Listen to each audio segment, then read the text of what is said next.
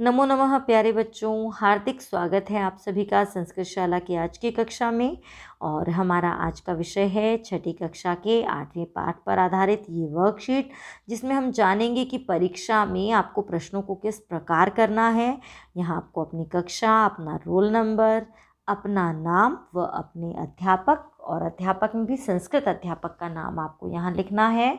और बच्चों, इस वीडियो में बिल्कुल उसी तरीके से तैयारी आपको करवाई जा रही है जैसे परीक्षा में प्रश्न पूछे जाते हैं। पद्यांशम पठित्वा, पद्यांश को पढ़कर प्रश्नान उत्तरतः, प्रश्नों के उत्तर दो। प्रिय वाक्य प्रदानेन सर्वे तुष्यन्ति मानवाः, तस्मात् प्रियं हि वक्तव्यं वचने का दरिद्रता।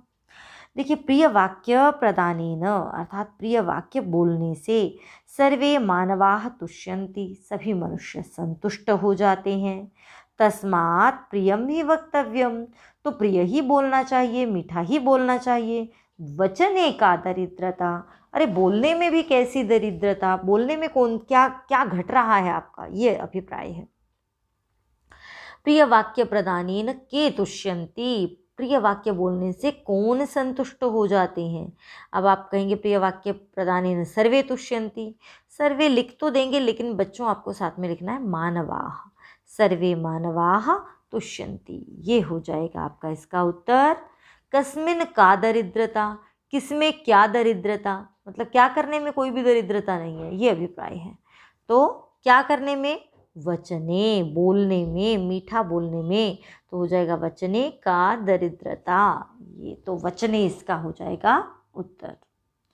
सर्वे जंतवः केन तुष्यन्ति, सभी जंतु किससे संतुष्ट हो जाते हैं। सर्वे जंतवः, सर्वे मानवा किससे संतुष्ट हो जाते हैं, केन, जैसा प्रश्न वैसा उत्तर। तो सर्वे जंतवः प्रिय वाक्य प्रदानेन तुष्यन्ति, ये हो जाएगा इसका उत्तर कि सभी मनुष्य या सभी लोग, सभी जंतु प्रिय बोलने से संतुष्ट हो जाते हैं। अगला प्रश्न है निर्देशानुसारम, अर्थात आपको इस पाठ को पढ़ना है और उसके अनुसार निर्देश देना है।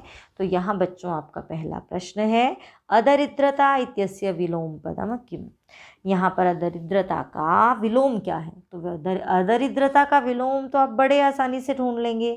क्या ये वचने हैं, नहीं, दरिद्रता, ये हो जाएगा इसका उत्तर। तो ये हमारा सही उत्तर है।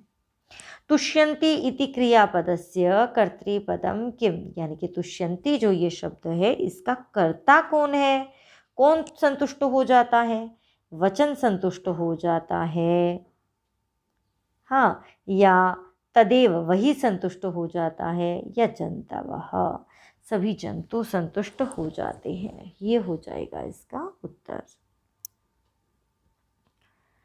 अगला फिर से एक आपको एक श्लोक दिया है, इसमें भी आपको पहले को पढ़ना है और प्रश्नों के उत्तर देने हैं।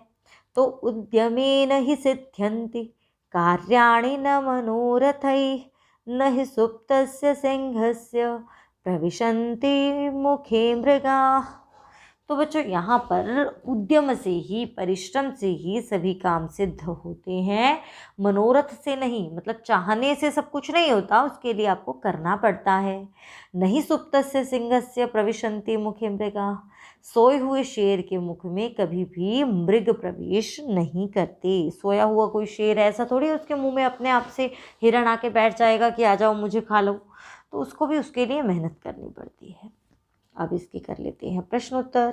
एक पदेन उत्तरतः कार्याणि केन सिद्ध्यन्ति, कार्य किससे सिद्ध होते हैं। अब आपका प्रश्न है केन, आपको बेटा प्रश्नवाचक जो शब्द है उसकी पहचान होनी चाहिए। तो जैसा प्रश्न वैसा उत्तर। कार्याणि केन सिद्ध्यन्ति, देखिए इस वाली लाइन में केन उद्यमेन, कार्याणि उद्यमेन सिद्ध्यन्ति, उद्यमेन हो जाएगा इसका उत्तर। और चलेंगे अगले प्रश्न की तरफ। कार्याणि कैः न सिद्ध्यन्ति, अब देखिए यहाँ था केन तो हमने लिखा उद्यमेन। अब ये पूछ रही हैं कि कार्य किन से सिद्ध नहीं होते, कैः न सिद्ध्यन्ति, तो उसके लिए क्या शब्द आया था, कार्य किससे सिद्ध नहीं होते, केवल इच्छाओं से, तो मनोरथैः, ये हो जाएगा इसका उत्तर। उद्यमेन पहले का और दूसरे का हो जाएगा मनोरथैः। सुप्तस्य सिंहस्य मुखे के नहीं प्रविशन्ति। सोए हुए शेर के मुख में क्या कौन प्रवेश नहीं करते? तो कौन प्रवेश नहीं करते बताओ? आपने तुरंत छांट ही लिया होगा, मृगाः है। लेकिन हमें तो पूरा प्रश्न का उत्तर बताना है, पूरे वाक्य में बताना है। तो सुप्तस्य सिंहस्य मुखे मृगाः नहीं प्रविशन्ति, केवल के की जगह आप मृगाः लगा दोगे, आपका उत्तर बन जाएगा। निर्देशानुसारम उत्तरतः, निर्देश के अनुसार आपको उत्तर देना है। इच्छाभिः इत्यर्थे किम पर्यायपदम अत्र प्रयुक्तम। इच्छाभिः यानी कि इच्छाओं से, इस अर्थ में आपके लिए क्या यहाँ पर पर्याय शब्द आया है बताइए। तो क्या इच्छाएं और उद्यम परिश्रम एक ही बात है? तो नहीं, ये इसका उत्तर नहीं है। मनोरथ है, मनोरथ का मतलब ही इच्छाएं होता है। कार्याणि भी इसका उत्तर नहीं है। सुप्तस्य सिंहस्य अनयोः पदयोः विशेषण पदम किम। अब तो आपको पक्का विशेषण की पहचान हो गई होगी। विशेषण मतलब जो विशेषता बताए। तो विशेषता बताने वाला शब्द कौन सा है? सुप्तस्य, सोया हुआ। शेर कैसा? सोया हुआ। तो ये हो जाएगा इसका विशेषण बच्चों।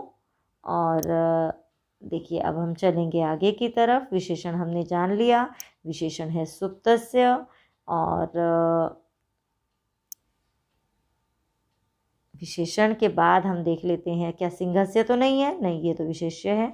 उद्यमेन भी नहीं है। इस प्रकार हमारी वर्कशीट यहाँ होती है पूरी। आशा करती हूँ विषय को आपने अच्छे से समझ लिया होगा। यदि इसमें कुछ समझ में नहीं आया तो वीडियो को क्लिक करके आप देख सकते हैं। और बच्चों, अगली ऐसी वीडियो लेकर फिर उपस्थित होंगे। तब तक के लिए नमस्कार। स्वस्थ रहिए, आनंदित रहिए।